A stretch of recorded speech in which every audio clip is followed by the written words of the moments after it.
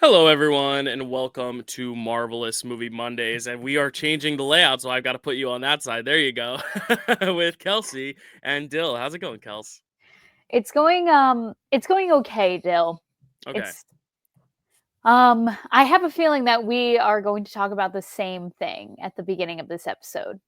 I I don't know if we're going to, but okay. You want to? Well, I guess we can talk about some more fun things like how like best things we've watched and such, and like Yeah. maybe other Marvel news that maybe doesn't pertain to this show specifically. Okay. Yeah. Because there's Marvel news, but about the show, correct? Right. Okay. Yeah. No, we are. Okay. I well. And Okay. It's that's been why I'm not doing well, Gotcha, to gotcha. be Okay. clear. Yes. Because there is something to note that there was a very sad tragedy last night at the time of recording. So we recorded this on Thursday, but you guys aren't listening to this on Monday. But the unfortunate plane crash in DC happened Wednesday night. So that is kind of what I thought you were maybe indicating. But our thoughts and prayers go out to everyone who had family members involved in that and were directly involved in that. Very sad. Always tragic to see. But yeah, I'm in a mood because of that, and now on top of that, we have to also talk about a show that is not the most fun topic of conversation right now. But we are a Marvel podcast, so we want to kind of be as thorough as we can with the media that is being produced by Marvel, especially because they are making this canon. You know, this is the backstory of the Peter Parker we know in the MCU, as far as we've been told. So very interesting there. Kels, do you want to, before we get into that, talk about some of the good stuff in the world right now, stuff you watched, stuff that you maybe listened to, seen, read, anything like that? Well, I can say with good conscience that there is not much great stuff happening here in America, Hmm. but the good things, the lights of my life so far have Mm. been the things that I've watched. I've been trying to catch up with, all since Oscar nominations came out, I've been trying to catch up with all the nominations. So I've actually watched quite a few good things over the Cool. course of last week, Okay. but I think, hmm, I'm, like, trying to pick a favorite out of my Well, recent you 4. you can rattle off some titles. Yeah. I watched A Different Man, I watched A Hmm. Real Pain, I watched Hmm. Conclave, which I didn't think I was gonna like, but oh my god, it was really good, and Okay. so topical. Like, I was like, "Oh my god," like, "Oh, they're trying to nominate a man that's not problematic to run their, the Catholic Church." I'm like, I lived that. Anyway, Yeah. and then Yeah. I've also watched The Wild Robot, which did make me cry like a baby, like Yeah. I'm Hmm. weeping, and I just Hmm. thought I guess what I really wanna talk about is probably The Wild Robot, because that's just the one that I've watched most recently, and I just thought that it was such this, like undertone of, of these themes of, like, motherhood and parenthood and what it means to, like, literally give your life over to something, that maybe doesn't even, like, appreciate it all the time, and it Mm. was just this beautiful metaphor in my eyes, and such incredible music and animation and Oh, the such music, great, so good. um, voice performances. Um, so yeah, that was probably the best thing I watched. Nice. Yeah, it's actually funny because the two best things I watched this week were both they're both nominated against it in animated, but it's a good Mm, year for animated movies. So I watched Flow, which is the movie about the cat. It's mhm. a Latvian film. It's no English, no dialogue. It's just a little cat whose little I guess his environment is being flooded.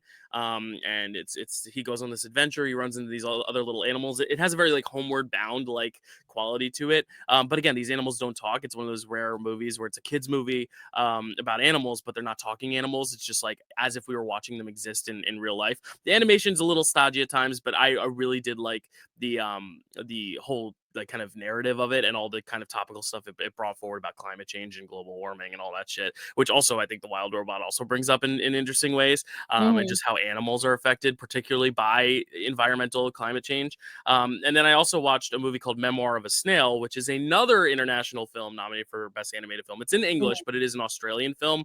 And it's basically this whole woman's like kind of life story as this very introverted, insecure person, but it's animated, so you would think it's like a kids movie and stuff, but it's not. It's an adult drama, but just animated. So it's a very unique Mm. kind of blending of what you would expect the medium and genre to be, and it's kind of swapping that where it's like this heavy drama about this woman. She deals with tragedy and loss, and she deals with like obesity and domestic abuse and all this stuff, but it's animated. It's like a very interesting kind of take on a story that would probably otherwise be a little bit more familiar, but because it's animated, they just get some like really interesting emotional stuff out of it. I was talking to Matt about it, and that was his favorite animated movie of last year. So it's been really cool to like catch up on all those nominees, like not necessarily the best picture ones, but the ones that are like nominated for some of the smaller categories or the lesser represented categories, like kind of like Wild Robot getting 3 nominations, which is huge. Not just for animated, but also for score and sound. Then like Flow getting an international nominee as well. But yeah, even like you said, A Different Man, which is only up for makeup, but it's cool that now more people are going to be seeking that out because it got a makeup nomination, and so it counts. So it's now Mhm. list of Oscar nominees. So I think that's going to be the most fun part of the next few weeks is kind of watching all those like below the line category nominees and kind of giving them their due against all the big movies like Amelia Perez and Conclave and a Complete Unknown, which I also saw this week, which I thought was good. I thought it was fine. I'm a Bob Dylan guy. I'm partially named after him, so I have to be. Mm. But it's one of those things that I think like the dads of the world are going to freaking love it. It's like a very dad movie, Got especially it. up in the era of Bob Dylan. But as a musical biopic, it doesn't do anything necessarily new. But that's kind of expected at this point. It's like very few biopics are going to be totally transcendent like Rocket Man was, where it's like this full blown gay musical. Like not every movie is going to reflect that. Everything is going to be a little bit more rote, but I did like it. I think Monica Barbaro especially deserved that nomination. She's my favorite part of it. And when I saw she got nominated, I was like, really? And then I watched it. I was like, yep, that makes sense. It's like one of those things where you don't understand like the Bob Dylan movie and like Joan Baez is getting a nomination, but it makes a lot of sense in the movie. So those are some things I watched this week. I'm excited. I would definitely check out Memoir of a Snail and Flow though. I think you're gonna like both of those. Yeah. Memoir of a Snail, the lead is Sarah Snook from Succession. She narrates it and she plays the lead. So Oh, nice. very good voice performance as well. Yeah. Yeah. Yeah. And then another thing that I watched this week was the first 2 episodes of Your Friendly Neighborhood Spider-Man. Oh, we had the segue there, right? So it's going to be Well, very interesting. Yeah, go ahead, go. because I just think that because primarily what I have to say about the show itself is positive, and I Yeah, did have a good time yeah, watching the 2 mhm. episodes. I just want to just rant a little bit Yeah. about Can I yeah, pull up? This was gonna be the picture. Remember when I asked you off air how to screenshot shit? This is yes. gonna be what I was gonna screenshot, but I'll just share it here. I think this is what we have to discuss first and foremost with the show. Is this what you're gonna bring up? Yep. Okay, yeah. Why Y don't you brief us, Kels? Because I think you're probably a little more well researched on this than I am. Though I did see this. This was 2 days ago, by the way. So this is like a live article. So it's not like he said this months ago before it was in development. Like this is something that's very fresh after he had probably already seen the show. So yeah. yeah, please speak on this, Kels. Yeah, because this So is part of our news for the week, but it segues us into the episodes, which I will agree are fine. They're good. They're clever. They're fun. They're interestingly animated. I don't think we're going to spend a lot of time on the show itself yet. Like I yeah. think it's very much. This is much more important. So, yes, so Hudson Thames, the voice of Peter Parker slash Spider-Man for our Your Friendly Neighborhood Spider-Man series, also voices Peter Parker in the What If episodes, um, said something really, really interesting where he said that his biggest fear going into the project was that it was going to be annoying and woke. Hmm. And the full quote is I actually have pulled up Yeah, is please. Yeah, and it wasn't, and I was like, "Yes, this is great. It's so well written. Like, it feels real. I'm the oldest of 5 boys, so I feel like I kind of know what's happening in their lives and in high school, and it felt like it was doing that justice." Now, I have a lot of obvious problems with this quote because hmm he's demonizing the word woke as a to mean negative. something negative, hmm exactly. When in reality, like when people from our side of the aisle use the word woke, it just means that, It's an empowering thing. yes, there could be more diversity, more inclusivity, like, hmm it addresses hard topics like misogyny, Yeah. racism, sexism, all Yeah, those things. and I think the biggest example of that is, and we talked about this a few months ago. I don't know if you remember, was that Coleman Domingo was cast as Norman Osborn, a role Yes. that was originated by Willem Dafoe, a role that is traditionally white in the Mhm. comics is also traditionally white, and it was changed to be an African American black character, and it was going to be portrayed by Coleman Domingo and presented as like a Coleman Domingo type on the screen.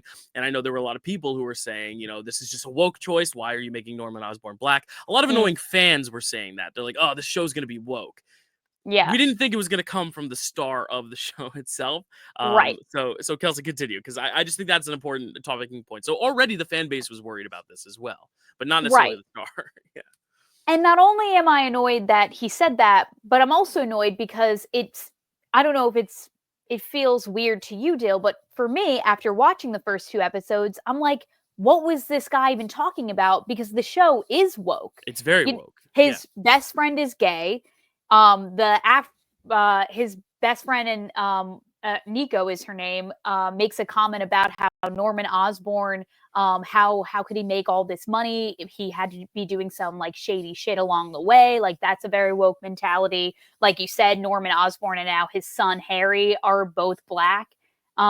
Like the it deals with one character, Lonnie, the quarterback, like his journey dealing There, with like racism. There's a there's a whole moment with the 2 minute, cops. yeah, it's a whole two Yeah. minute montage, not montage, but like a silent shot of just him walking down the street and getting like kind of followed by a police officer and this uncomfortability behind that. Like Yes. that's shit that like God, yeah, we can continue because there's so much to say on this topic, but yeah, just the fact that like he's like, oh, phew, it's not woke. Like now you're not only being ignorant, but you're also like You're not also smart. wrong. No, Yeah, yeah, yeah, that's why yeah. I'm like you either don't know what it means because you've also maybe you're in an environment where it gets thrown around like it's a negative thing, like oh, the woke media and the woke this. Like maybe he's just surrounded by that, so he's always like thought it was negative and never truly knows what it was, or he truly didn't read the script. Like maybe they pulled a Tom Holland on him and like only gave him his line, so he Mm. never really even knew like who he was talking to or what he was supposed to reacting to sometimes.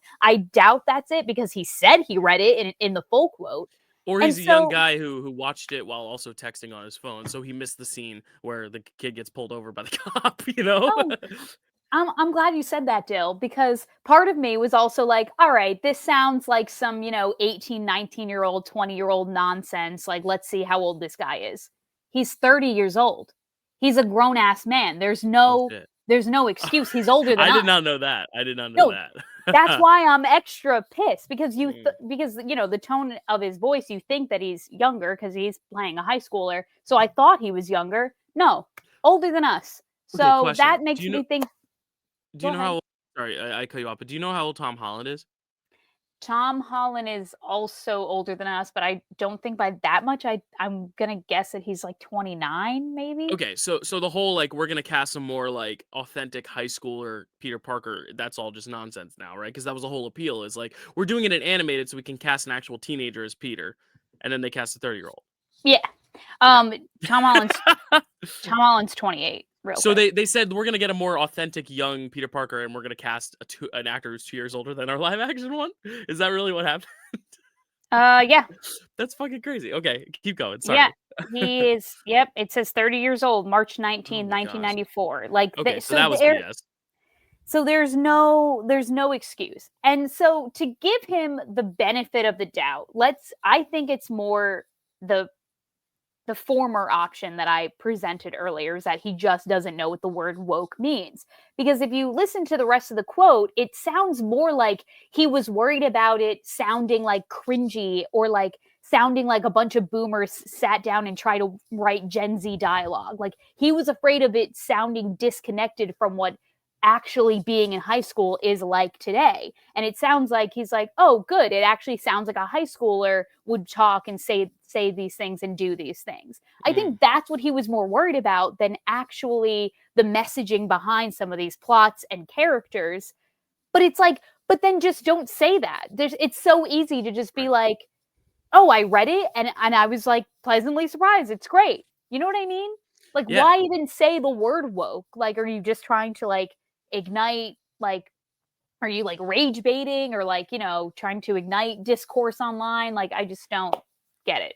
Yeah, I don't either. I just want to pull up a Stan Lee quote because okay, we're looking at Spider-Man in a bubble, but we have to look a little broader as well because Mhm. my argument has been superhero movies in general are very woke. They're supposed to Mhm. be woke. They Mhm. deal with people who are concealing their identities out of fear of being quite literally outed and having to live this secret closeted double life. And that's why the MCU has been interesting because it's about these characters being out and open and free with their identities in a very similar way that deals with very gay or trans or queer or woke themes. Even if you're just looking at race, like it's a very interesting play. I mean, the X-Men have always been woke. We talked about this with 97. We talked about this with Spider-Verse itself. I mean, the fact that Gwen Stacy has a trans flag in her bedroom, you know that to me is not like some agenda they're trying to push. It's just trying to capture the essence of what actual people are like. And a lot of people are woke because they're with the times. And I think woke is always, given this really negative connotation. But in actuality, what it means is like we're woke, we're awake, we're acknowledging this change. We're aware, we're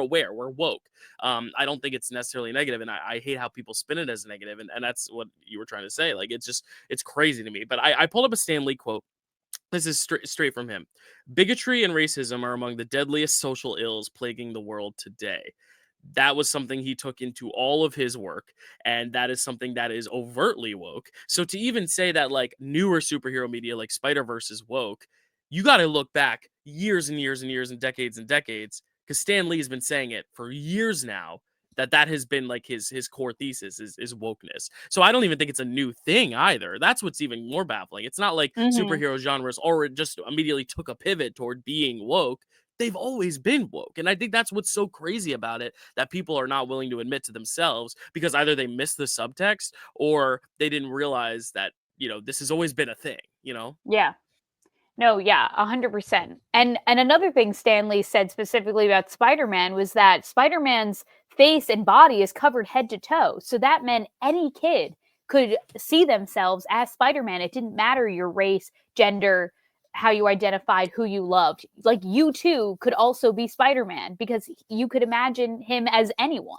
And we've Hmm. seen that in, Spider-Verse and all of that. And what's troubling is that it also like his quote directly contradicts Jeff Tremel. He's the showrunner of the show, Mm. who eloquently spoke about bringing a new version of New York City to life, one that is flush with representation that accurately portrays the many different cultures in one of the biggest cities on earth. Like that was their goal in making this show. And so it's just coming across so ignorant, so uneducated. It's almost coming across not only that you're a closed-minded person, but also that you don't care about the project that you're making. Yeah, and it's like, why even take the job then? If you're worried, if you're like, if you read that script and you're like, oh, there's like stuff about like racism with police and there's, gay characters, this is too woke for me, then don't take the job. Why would you take the job then? Because it's like, oh, Right. because you want the paycheck, but you don't want to subscribe to woke. You're not woke. You're just doing it for the job. Because like for Right. me, like there's probably a bunch of other actors who probably want to make a difference with their art, want to make that statement, want to be a part of that conversation. Like I would love to do it. I could put on a Peter Parker voice. I could make my voice sound a little bit younger, like I'm in high school. Like any actor can do it if they have the skills. Yeah. So especially because it's a voice acting, you're not even on screen. Like they Right. could get any actor. So why all of a sudden now are you all worried it's going to be woke? Is it because you're trying to retroactively contradict yourself, or did you just sign on to it without having read the script, like you said, or are you just saying it to say it and try to be cool? Because Yeah. I just don't know why you would take a project like this because if you read the script, it's inherently woke. The show director has said it. So like I don't know where his priorities lie in that sense. You know what I mean? And I just really don't want this, headline to deter people from actually watching the show. I don't want them to think that, like, oh, well, then I'm not going to watch it then if it's not exploring different representation and Right. diversity, because it very much is. Like, I feel like Hmm. this quote is totally misrepresenting the show. This, even like it, and it's a good one, and we haven't gotten a lot of good Marvel stuff lately, so like we Hmm. should be, instead of like harping on this nonsense, we should be celebrating this project for what it is. But I just feel like we could not talk about these two episodes without talking about this specifically. Absolutely. And it could be like this reverse psychology thing where he said this because he wanted people who were anti-woke to check it out. So he's like, I was worried it was going to be annoying and woke, but it's not woke at all. So people are going to be like, oh, it's Mm, not woke. Cool, I'm going to check it out. And then they're going to be hit in the head with like racism and gayness and be like, what? Like almost like mm. a way to kind of lure the incels into seeing this show. Because a lot of people didn't want to check out X-Men 97 because it was woke. They said, it's woke. I'm not going to watch it. So if he's coming out here and saying, it's not woke, I was worried it would be, but it's not. Maybe that's like kind of this weird, like kind of meta marketing thing of trying to get people who would otherwise be ignorant to get into the show. I don't think it's that, but like that would be a really interesting like way to go about it. But obviously he's doing Yeah. social suicide in that way by doing this because he's essentially making himself look a lot worse. So I think it's a double-edged sword. I think you're gonna have people who are now gonna check it out because they're like, oh, it's not woke. Cool, I'll check it out because I'm anti-woke, which is stupid. But you're also gonna have people like us who are pissed off at him and say, I don't want to watch your show now. But now also that's not fair because there's so many other people who made the show and other people, and because it is woke, we want to celebrate that stuff too. So it's like I shouldn't have to punish the creator and Coleman Domingo for, things that the lead said. I still want to watch the art. So if anyone out there is pissed off at the comments and doesn't want to watch the show because of this kid or this guy, I guess, because he's 30 years old. Man, Yes, man. this adult man with a computer where he has freedom of speech, yes, but there are consequences still. Um, if you don't want to watch it because you don't want to support him, think about all the other people who did make the show who are trying to push a really progressive narrative that is very helpful and enlightening, especially in our times. And if you are turned off by the wokeness and this makes you think, oh, maybe I will like the show, yeah, it's not woke. Go check it out because you might learn something actually. And if you still don't want to check it out because you're worried it's still going to be woke after our conversation, then I don't know how to help you. Mhm. But yeah, that's our rant of the day. That's our news for the week. Kelsey, do we want to get into the episode? I mean, like there's not a lot really to talk about. Yeah. So I mean, that was kind of the biggest point. But yeah, let's kind of talk about these episodes a little bit. We don't have to go too super in depth on these, but take it away, Yeah, Kelsey. I mainly just wanna talk about, like, the people that we're introduced to and kind of, like, the world in which we live with this Spider-Man. It is Mm, definitely, as you said, like, it very much feels like an MCU Tom Holland Peter Parker. We get this, like, right off the bat. So episode 1 is called Amazing Fantasy, which was the name of the first comic book that Spider-Man ever featured in. It was called Amazing Fantasy number 15. yeah, it was also the And name of a video I rented last night at 2 p.m. 2 a.m. That was a bad joke. See, I oh could my have god. landed. I could have landed the joke if I accidentally said a.m. If I didn't accidentally say p.m. That was a really dark joke. It's a Monday morning. We need some humor here after Got that it. really really abysmal article. So Ay, ay, ay. So we're listen, hit I'm trying to make right. it funny. No, Uh, it was great. I liked it. What as uh, soon as it clicked for me, I was like, "Oh my god, Dill. mm, What a silly thing to say." Okay. mm, We're immediately hit with our Queen's title card, which is very reminiscent of Civil War. Peter Parker is living with a May, and he is late for his first day at orientation. As mm, they were driving to school, I did notice there was an Iron Man air freshener. I think that's the only thing I would ever hang on the mirror of my car. So, but it looks like more just like a decoration more than anything. But it'd be mm. funny if it was an air freshener. Um, Uncle Ben has recently passed in this universe. You can see that in this version of May Parker, is actually still wearing her wedding ring, which I don't think Mhm. we see that with the May Parker, the live action Marissa Tomei. Yeah, which I Uh, have to respect because I've been saying for now, like we've seen the Uncle Ben story and the Bruce Wayne's parents stories. Those two stories in pop culture have been played to death so many times that it's nice that like this series is like, what happened. It's not worth it to like retread it. Like right. we're still gonna kind of, because a lot of people were like, we're fine. God, this is even more upsetting than the woke comment. But there were people who when this show was announced, they're like, oh, finally we're gonna know how Uncle Ben died. I'm like, I don't want to know. I don't want to see it. Yeah, I don't want to be sad about it. Unless you're going to make Uncle Ben a prominent character through the entire series, I don't need to watch him go through that again. So yeah. I'm glad they spared us that and just kind of left things still a little bit open ended in a good way. Exactly. And so he's going to start his first day at Midtown High School of Science and Technology when something falls out of the sky. I tried so damn hard to find out what this creature was, who this villain was. I searched my entire Marvel encyclopedia. I did not see anything that looked like him. The internet had no answers for me. I don't know. But Doctor Strange falls out of the sky and is fighting this guy. Doctor Strange is not voiced by Benedict Cumberbatch. He is voiced by another fabulous actor whose name I did not write down. I'm so Mm. sorry. But the important part is that while Doctor Strange is battling this guy, a spider webs down from the hole in reality and falls onto Peter Parker, and this is how he is bitten. He immediately passes out, and we cut to a few months later where he Mm. is full-blown Spider-Man. So it's not Yeah, an origin story of him discovering it. He has already discovered it. He's kind of just getting into the swing of things. So we literally. see him. Yes, literally. Pun intended. Yes, I'll which is also refreshing because it's like, you could have this series could have been so easy, like layup, like, all right, we're just gonna literally tell the origin story again with Uncle Ben and getting bit by a spider and becoming Spider-Man, but they don't. They're just like, okay, Uncle Ben's dead, get bit by spider, fast forward. Like, I really actually kind of appreciate that. I thought that was a really cool narrative choice.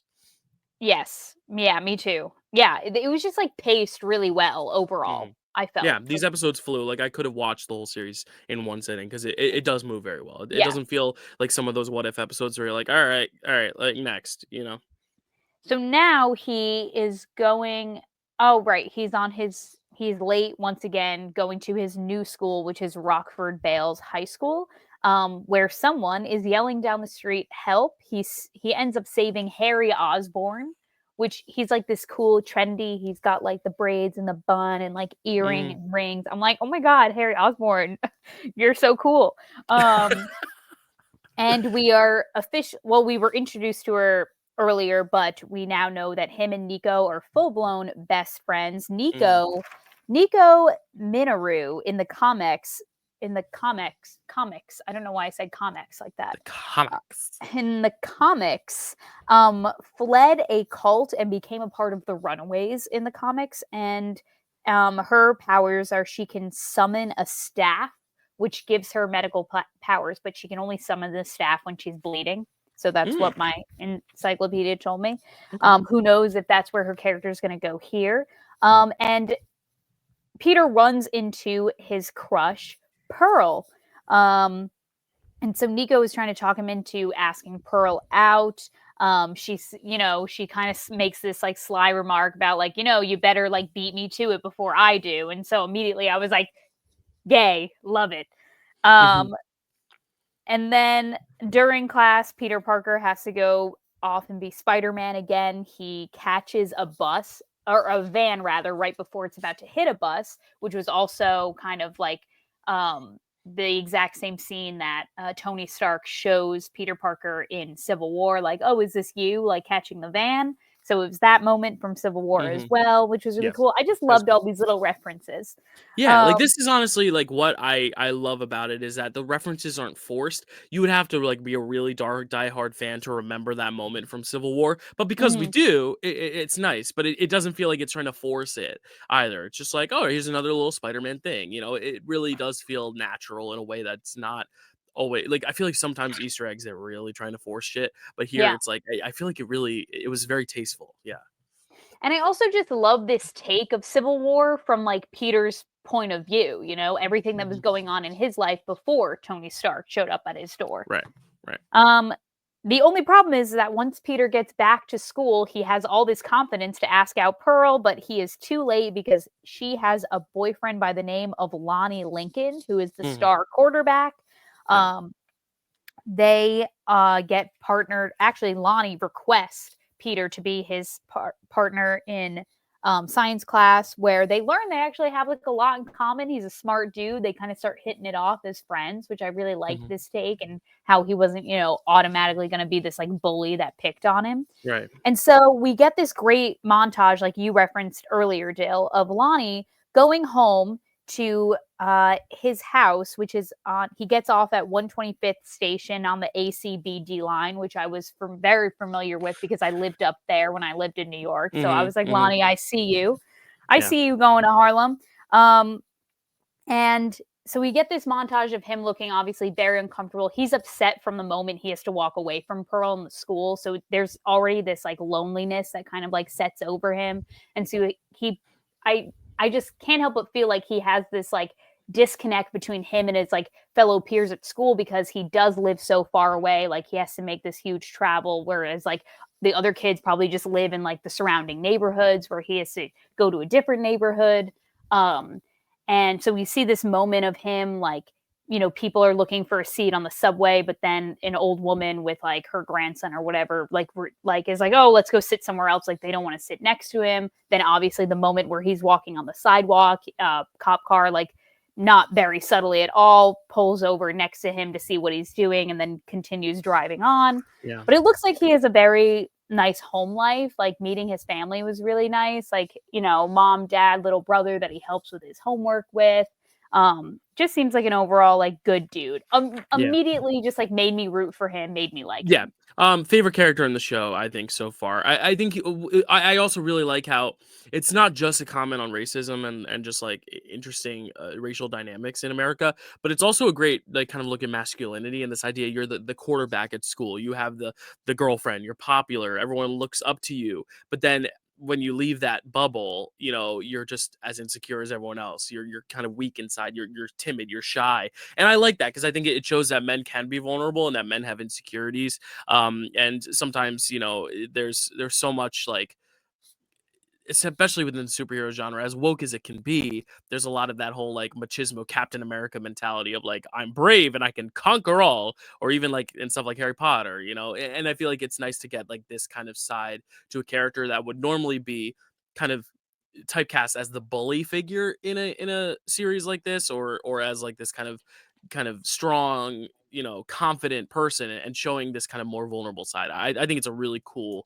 choice for this character that like is not one of the main characters yet. I hope they dive even deeper into it, but it also is nice that it is like kind of a side character they're still giving their time to. They're like, all right, we're gonna give you a little bit because it's not all gonna be about Peter. We're gonna try to like you said, kind of craft this whole portrait of New York in a way, which I thought was Hmm. so cool. Yeah. Yeah, Dill, I love that take about Mhm. masculinity. Very, very woke of you, might I say. I'll wear it like a So, badge. I'm woke. I'm woke. I said it. so before we get to our last scene of the episode, which obviously directly ties into the events of Civil War, we do get this not fun moment, but we do get this moment where Peter has stopped a woman from stealing. I imagine from the tip jar of a pizza shop, Yeah. and Which I like think, if you're gonna steal, like, come on.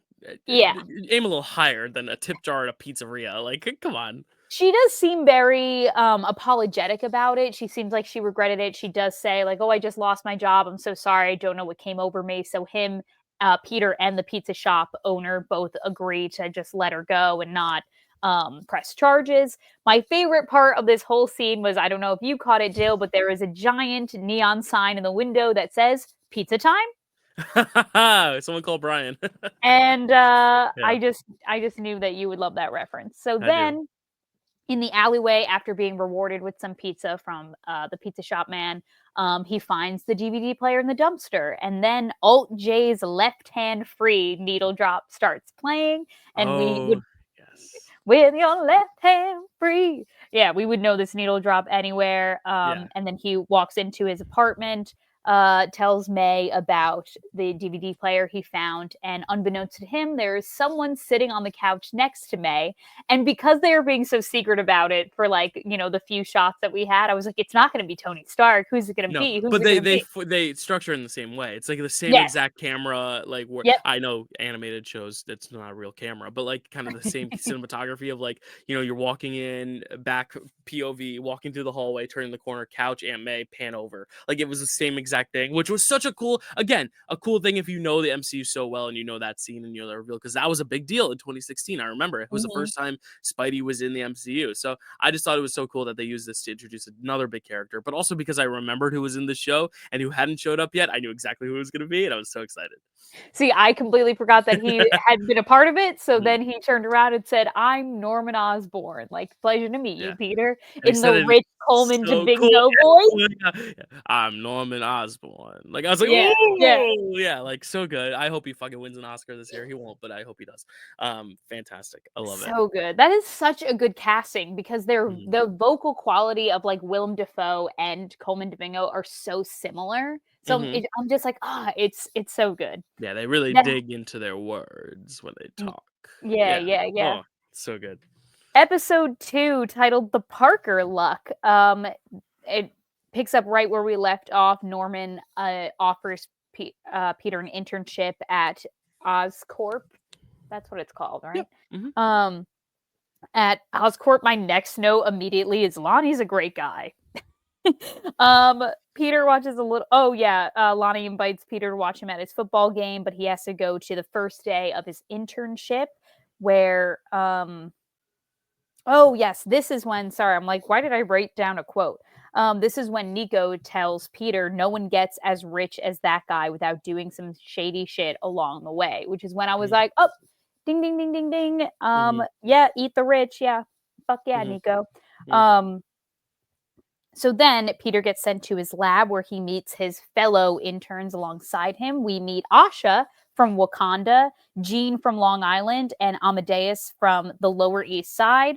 So Asha, very quickly, is just exactly who she says she was. She's a Wakandan student who developed powers and was recruited to the Wakandan School for Alternative Studies in the comics. Hmm. Um, Amadeus Cho in the comics won a television show contest, which made him the seventh smartest person in the world. And the TV show contest itself was actually set up by the sixth smartest person in the world.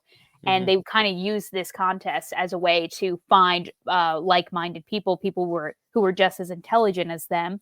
Later in the comics, he actually becomes an evil version of Hulk called Brawn, which I thought was funny because it's like a take on like brains and brawn. Like he's smart and he's a big, strong, hulking dude.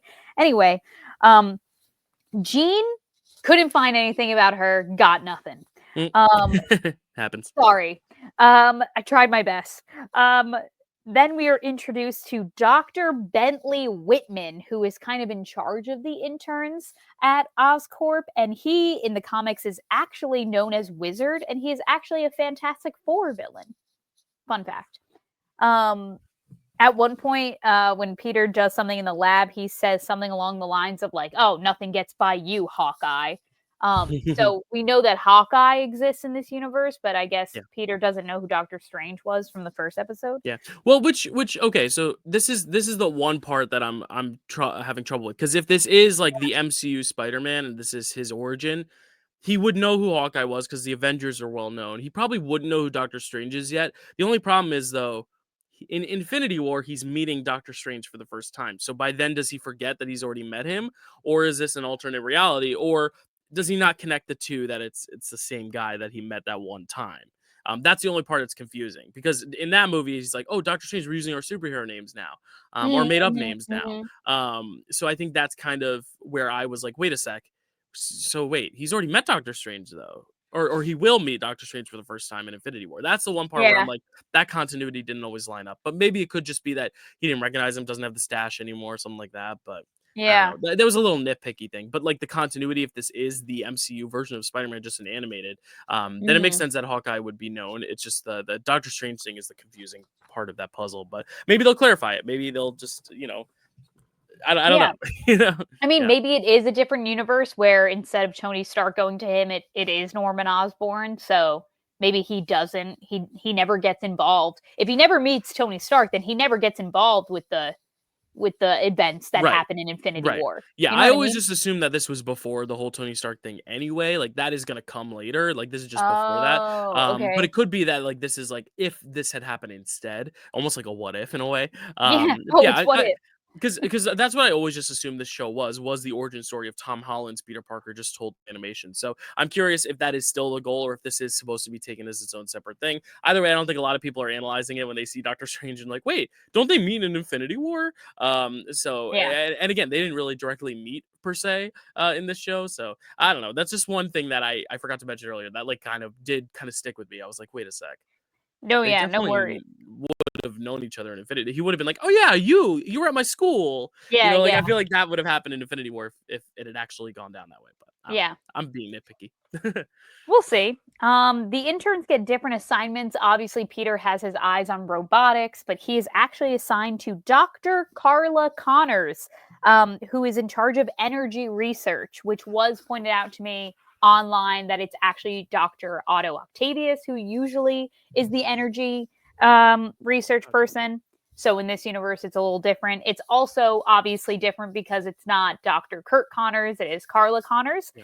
which So is we're another. gonna I just realized there's another reason why this show is woke. Okay. Yep, and she's an amputee, she's a black woman, like, there's, like, a Yes. lot of, like, little things that it's like, okay, yeah, like, it makes a lot of sense, like, and in a good way, but, like, I do not get the "It's not woke at all" criticism, but also, are we led to believe that she becomes the lizard in this universe? Or is she still married to a Kurt Connors who will also become the lizard? Or is this the replacement of Kurt Connors?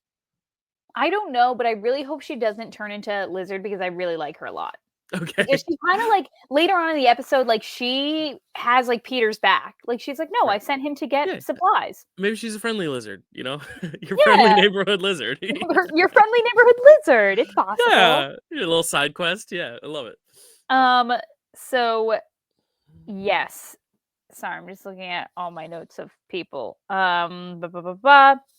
While, Peter is, um, working at his internship, Nico asks him to meet him at a party. They've been invited by Lonnie, so that's just another example of him, being a great guy. But Peter obviously has to go be Spider-Man because an arsonist is burning down buildings because some rich people paid him to so that they could build, really nice high rises there, I guess. The majority of the fight takes place in a pet store, so he goes back and forth between fighting the arsonist to like saving all the different animals that surround him. Mhm. Once he defeats him, he does examine the symbol that's on the weapon. So obviously, I feel like this group or organization is probably going to be our main antagonist of the show. Mhm. Um, but he does get distracted because his internship, Dr. Carla Connors, is like, "Where are you?" Yeah. And then he flies in and it's like, "Sorry, I was in the bathroom." And then he is summoned to meet with Norman Osborn. Mhm. So Peter goes in very apologetically. He's apologizing, thinking that he's in trouble, but all Norman says is he shows him a video of him as Spider-Man and says, "So, you're Spider-Man. Oh, also, Spider-Man. Spider-Man. You're Spider-Man. That's my bag. That's You're my gag. yeah." Sorry, I got distracted Yeah. because my notes are like really like I have to like draw arrows and like when I Uh-huh. forget to mention something, I'm like, "Oh, Yeah. don't forget to say this." And Yeah. so I was distracted by my mess of my notes. And I forgot to mention that when Peter first walks into Norman's office, there's actually a picture of him and Captain America together. Mm. That's all I had to Cool. say. Nice. Yeah, a great moment. I mean, this is I don't really know where the series is going, which I like. I feel like it's Mhm. not going to be this one overall narrative. It could kind of be branching out into a little bunch of little things. But I like how they're really investing in the relationships first and foremost, more so than plot. It's about, this is his work career. This is his Spider-Man journey. This is his school life. This is Aunt May. It's like four different quadrants, and we're exploring all that before we get into the meat of the story, which I think is really good. Like, I have no problems with the series itself. I think honestly the wokeness makes it special, makes it more unique, makes it less predictable. And I think the voice performances are good. I think the guy is good in the role of Peter Parker. Like, I think he does a good job. Like, I was never like not buying that he was a kid. I thought he was. I just assumed by his comments he Oh, was a yeah. kid. Yeah. But yeah, I think everything's really working for me for this. There's one question I have for you, Kelsey. The animation style. We haven't really Yeah. touched on it. Do you like the animation style? Because it has that kind of invincible thing of like when the characters are talking, the background characters are kind of still, they don't move, which is a little comic booky. But I know some people online have been like, "Oh my god, this is awful," but some people are like, "Oh, this is really cool." Where do you land on that? No, I really liked the, animation style, like, the comic bookness of it, where you can kinda see, like, 2 characters that are maybe, like, standing face to face to each other, but you can see them in a single frame, like, divided by, like, the borders of the comic book. There's also a moment where I think it was the moment where he got bit, where him and Nico were talking to each other, but then a third, like, triangle opened up to show the spider bite him, Yeah, and I was like, "This is cool." Like, yeah, this is interesting and retro. And also what I forgot to mention was the theme song is really, really fun. It's this yeah. new updated take on the original Spider-Man intro song, which I Yeah. thought was a great way to kind of like merge the two together. Yeah, and I mean, this music in general. You mentioned Alt J. I mean, like I'm a huge Alt J fan, so I was so excited to see that. You know, like me, David Landon go to those concerts all the time. Like they were great. So yeah, like I love Alt J. I just love the music in this. I love how it's Yeah. trying to capture like the moment now in time in society, or more so like 2010s, I guess, because it is a little bit dated back. But yeah, like Mhm. I like the fact that it feels so fresh and new and unlike anything we've seen before in terms of the details, but still has like the structure of something we've seen before. It's kind of nice. It's like classic but new all at once. And I honestly think obviously Spider Verse movies are so impressive, and X Men '97 was mind blowing that like this is never gonna reach those heights. But I think for what Mhm. it is. It's doing its job. And honestly, I think the only marketing it's had in the last few weeks is that terrible comment to where like Mhm. I wish they were marketing this more because I really think there's a lot of people who probably don't know about it. They're probably seeing this video posted and they're like, "Wait, what's that? There's a new Spider-Man Mhm. series." I really Mhm. genuinely don't think they're marketing it very well at all. So it's honestly a little surprising because I think they've got a good series on their hands, in my opinion. Better than What If season 3 so far, you know? Yeah. No, yeah, I'm definitely enjoying it more than What If season 3. Like you said, like with animation, like you can't touch what Spider-Verse is doing, but I will say it is good. Mhm. And there weren't any parts where I was like, "Oh, that was weird." That kind of took me out of it. Like I No. never felt that. No, So, I mean, yeah, I think the weirdness of it is all the behind the scenes stuff. It has nothing to do yeah. with the show itself, which is a good thing. If the show speaks for itself on its own, that's what will age well because regardless of him, the show is going to transcend him, in a way. So that's good. Yeah, cool. That's Spidey. Cool. First two That is episodes.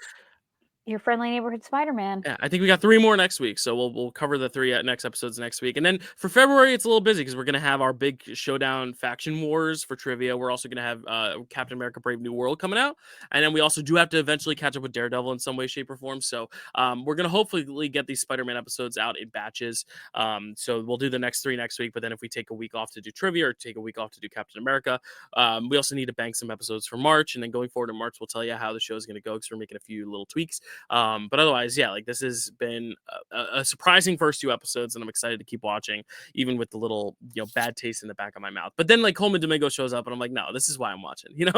Yeah, exactly. Yeah, He great. makes it all worth it. Yeah, have you seen Sing Sing yet? The movie he's nominated for. No, I haven't. Okay, you got to check it What's out. it on?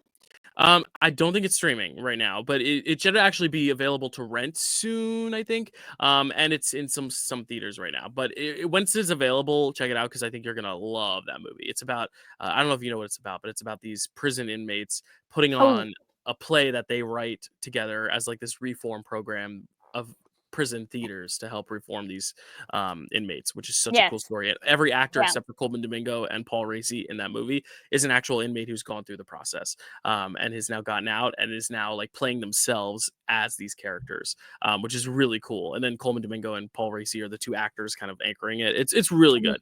good. Yeah, he's just on a career high. And next year, or I guess this year, he's playing the villain or the host in the Running Man remake with that Edgar Wright, who did Scott Pilgrim, is directing, starring Glenn Powell. He's like the Ed Harris role from the old Schwarzenegger movie. Mm. And he's going to be playing Michael Jackson's father in the Michael Jackson biopic, his abusive father. So that is going to be like Oh, he's going wow. to have a great year. He's going to have a great year, and I think he's finally going to get his Oscar at some point soon. So that'll be really cool. But big Coleman Domingo fan here. Can't Yeah. praise him enough. Yeah. Um, Kels, any last thoughts for you on the show on Coleman Domingo on anything else? Just like I'm sure if you're watching this, you've watched it, but I just really hope that God, I just want to shake this guy. Cause Yeah, and then also like I haven't even I hope seen he's listening. anything where he's come out and been like, I'm so sorry, I misspoke. You know Yeah. what I mean? Well, yeah, because I mean, this is another topical thing.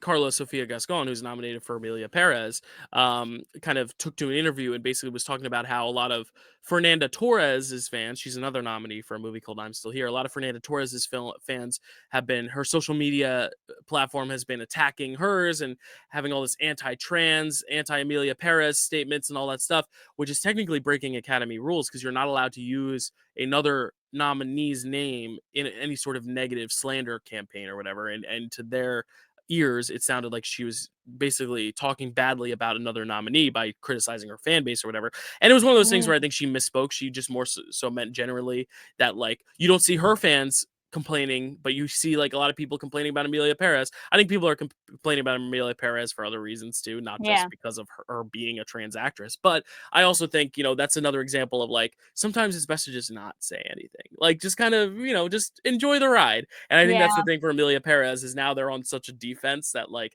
I think the more they're saying, the worse they're making it for themselves yeah, in a yeah, way. And I think that's the same here. It's like he should just like quit while he's ahead. Like he should either apologize and leave it at that or just not say anything because the worry is that you're going to apologize. And this is what happened. Carlos Sofia Gascon kind of apologized and said, "Oh, I didn't mean it. I just meant that like sometimes fan bases can become toxic when you're rooting for your favorites and stuff.